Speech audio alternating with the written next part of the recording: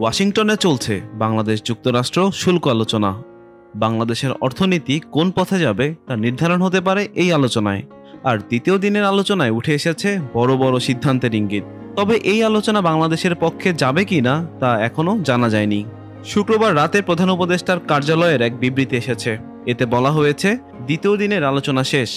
বেশ কিছু বিষয়ে সমঝোতা হলেও কিছু বিষয়ে রয়ে গেছে অমীমাংসিত দ্বন্দ্ব। এই আলোচনাগুলোর লক্ষ্য একটাই, বাংলাদেশ ও যুক্তরাষ্ট্রের মধ্যকার বাণিজ্যের গতিপথ স্থির করা। দ্বিতীয় দিনের বিশেষ মুহূর্ত ছিল বাণিজ্য উপদেষ্টা শেখ বশিরউদ্দিন ও যুক্তরাষ্ট্রের প্রতিনিধি অ্যাম্বাসেডর জেমিসন গ্রিয়ারের একান্ত বৈঠক। গ্রিয়ার ট্রাম্প প্রশাসনে মন্ত্রী পদমর্যাদার অত্যন্ত গুরুত্বপূর্ণ ব্যক্তি। তার সঙ্গে আলোচনায় উঠে এসেছে শুল্ক ছাড়াও দ্বিপাক্ষিক স্বার্থ, বাংলাদেশের ন্যায্য অধিকার ও ভবিষ্যৎ বাণিজ্য নীতি। বাংলাদেশের পক্ষ থেকে বলা হয়েছে, আমরা শুধু রপ্তানি নয়, আমদানিও বাড়াতে আগ্রহী, কিন্তু শর্ত একটাই, শুল্কে চাই ন্যায্যতা আর প্রতিযোগিতায় চাই ভারসাম্য।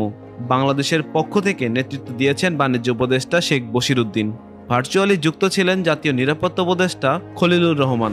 এছাড়া উপস্থিত ছিলেন বাণিজ্য সচিব মাহবুবুর রহমান এবং অন্যান্য উচ্চপদস্থ কর্মকর্তা। তৃতীয় দিনের আলোচনা শুরু হবে আজ ওয়াশিংটন সময় সকাল 9টায়। সেখানে হয়তো কিছু গুরুত্বপূর্ণ সিদ্ধান্তের ঘোষণা আসতে পারে।